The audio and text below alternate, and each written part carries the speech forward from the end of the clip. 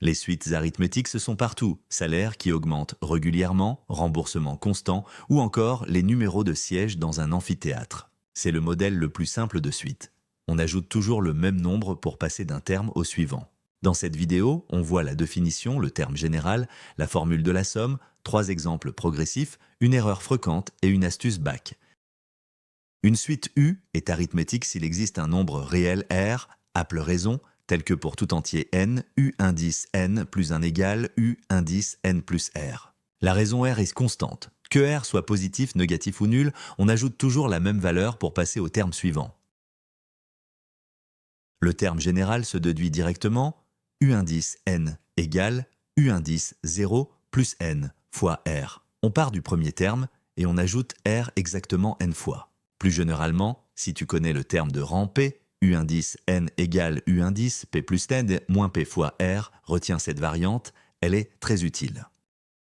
Pour calculer la somme de termes consécutifs d'une suite arithmétique, on utilise la formule S égale nombre de termes, multiplie par premier terme plus dernier terme, le tout divise par 2. L'idée derrière cette formule, c'est de regrouper le premier et le dernier terme, puis le deuxième et l'avant-dernier, et ainsi de suite. Par exemple, 1 plus 2 plus, etc. jusqu'à 100, ça donne 100 fois 100, 1 sur 2, soit 5050.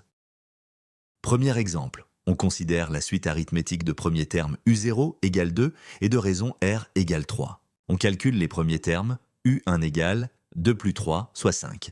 U2 égale 5 plus 3, soit 8. Calculons U10 avec le terme général. U10 égale U0 plus 10 fois R, donc 2 plus 10 fois 3, soit 2 plus 30 égale 32. Deuxième exemple, on a U0 égale 1 et R égale 4. On veut calculer la somme de U0 à U20. D'abord, on calcule U20. U20 égale 1 plus 20 fois 4, soit 1 plus 80, égale 81. Attention au nombre de termes. De U0 à U20, il y a 20, moins 0, plus 1, soit 20 et un terme. On applique la formule S égale 21 fois. 1 plus 81 sur 2. Ça donne 21 fois 41, soit 861.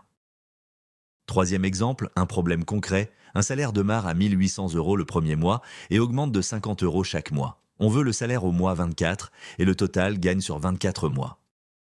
On modélise U1 égale 1800, c'est le salaire du premier mois et la raison R égale 50. Le salaire au mois 24, U24 égale U1 plus 23 fois 50. Ça fait 1800 plus 1150, soit 2950 €. Pour le total sur 24 mois, de U1 à U24, on a bien 24 termes. S'égale 24 fois 1800 plus 2950 sur 2, qui donne 24 fois 2375, soit 57 000 € gagnes au total. L'erreur la plus courante sur les suites arithmétiques concerne le nombre de termes. Beaucoup d'élèves pensent qu'il y a n termes de U0 à UN. C'est faux. De U0 à UN, il y a n plus un terme, c'est pas n. Par exemple, de U0 à U3, on a U0, U1, U2, U3, soit 4 termes. Retiens cette règle. Quand les indices vont de 0 à n, le nombre de termes est toujours n plus 1. Ça change tout dans le calcul de la somme. Astuce bac, comment reconnaître qu'une suite est arithmétique ? Tu calcules U indice n plus 1 moins U indice n. Si le résultat est une constante indépendante de n, alors la suite est arithmétique et cette constante est la raison R. Par exemple, si U indice n égale 3n plus 7. U indice n plus 1 égale 3n plus 1 plus 7, soit 3n plus 10.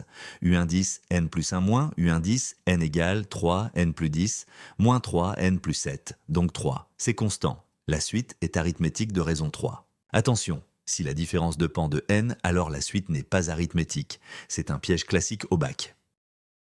Récapitulons. Premièrement, une suite arithmétique vérifie U indice n plus 1 égale U indice n plus R. Et le terme général est U indice n égale U 0 plus n fois R. Deuxièmement, la somme se calcule avec la formule nombre de termes fois premier plus dernier divise par 2. Troisièmement, pour reconnaître une suite arithmétique, on calcule U indice n plus 1 moins U indice n. Si c'est constant, c'est arithmétique.